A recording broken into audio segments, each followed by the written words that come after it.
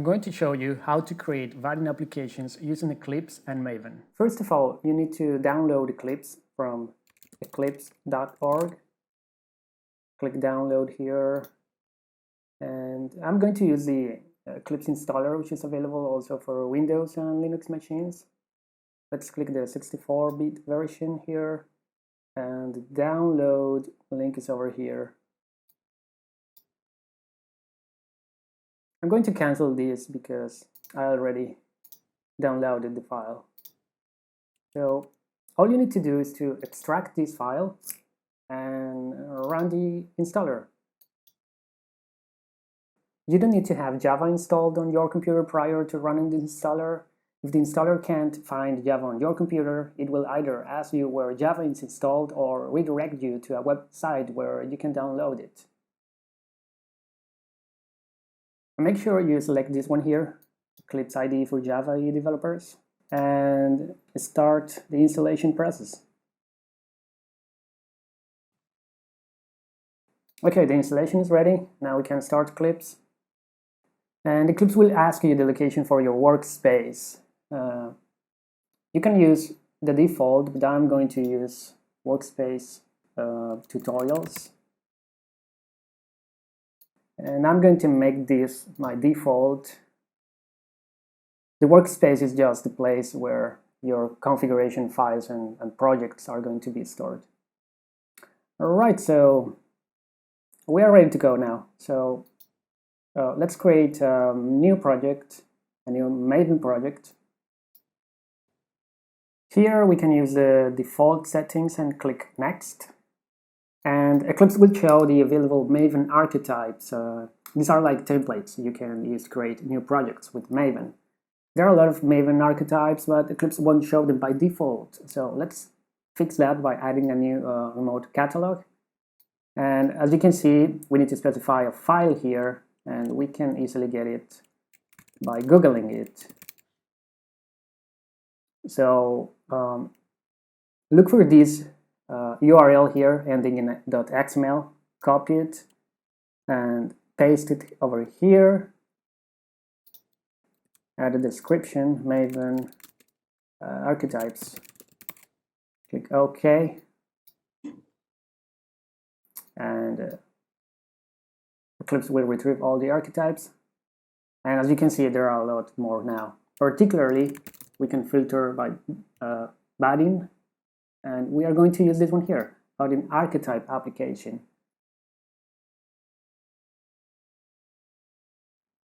Click Next, and we need to specify a group ID. I'm going to use com.example and artifact ID hello world. You can use the default version and the default package, but I'm just going to remove this thing here as well. This is a Java package name. This configuration over here, you can ignore this for now. Click Finish. And Maven will generate this simple project over here. So let's have a look at the project object model, which is this file over here. This is just an XML file that contains information about the project and configuration details used by Maven to build the project. So as you can see, we have here some dependencies or jars if you want to. We also have plugins over here that modify the way Maven builds the project.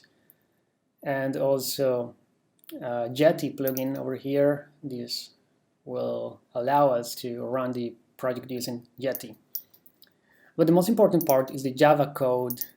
So this project contains a single class, this one here, defining the entry point of your Vaadin application. And as you can see, it's just plain Java, no JavaScript, and there is no HTML neither. Let's compile and run this application. Because we have just created the project, we need to do something called widget set compilation. This is needed the first time you compile the application and when you include add-ons. All you need to do to compile the widget set is to run the Maven install go.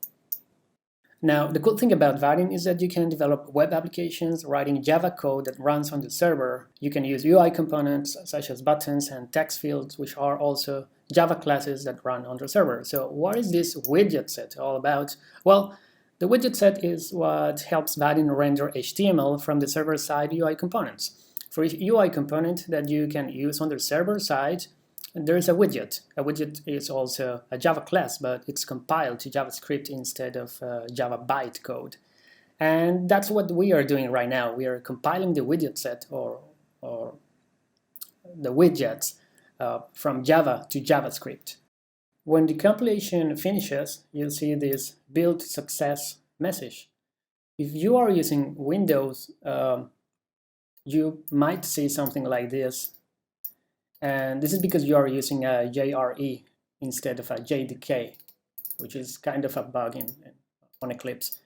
You can fix it by manually configuring or adding the JDK, which in my case, I think it's somewhere over here, this one here.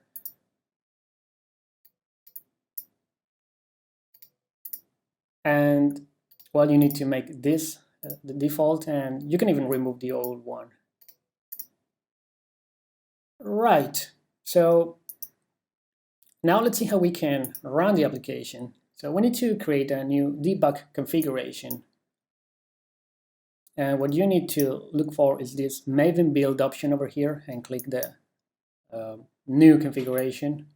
You can use a name, hello world. You also need to configure the directory, the base directory, which is your project, hello world. What else? Well, you need to specify the goal, which is Jetty run, in order to run the application using the Jetty server. And one last thing you need to do is to add the source lookup path, or the project to this path.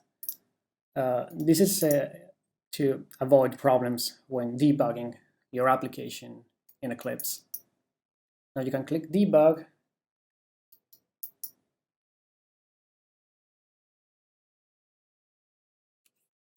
And now the application is running.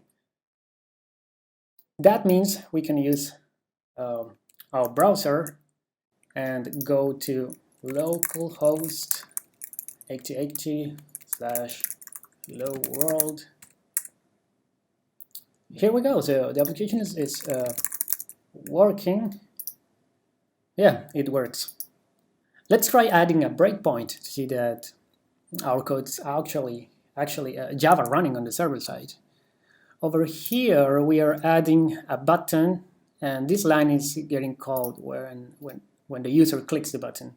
So I can add a breakpoint over here, and if I click the button, then well, Eclipse will stop the execution of the program, and you can use all the debugging tools that are available for you.